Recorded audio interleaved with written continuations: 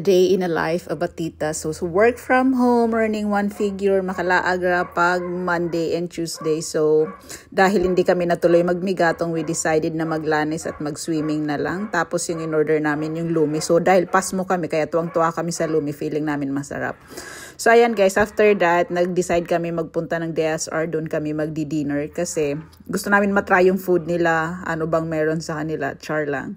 I've been here for many times, pero syempre gusto kong matry ulit kung yung natikman ko nung una masarap ba or ganun pa rin ba hanggang ngayon.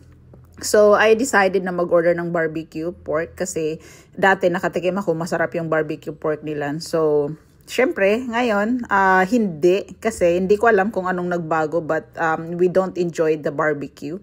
Tapos ayun, natira lang yung iba. So, kinabukasan, nag-decide kami mag-sunrise. Walang sunrise. Maliit lang yung araw na lumabas. So, always pag nasa dagat ka na talaga, don't worry, be happy. So, ayan, nag-enjoy kami. Nag-breakfast kami dito. Noodles and egg lang naman yung dala namin. Tapos may tinapay kami. Simple lang yung life but the vibes is giving.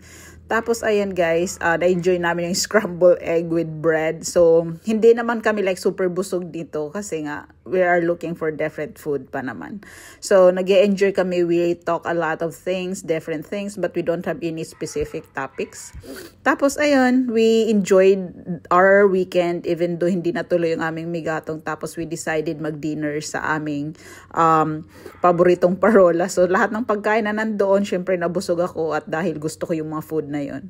So, ayan, that's our weekend. How do you spend your weekend?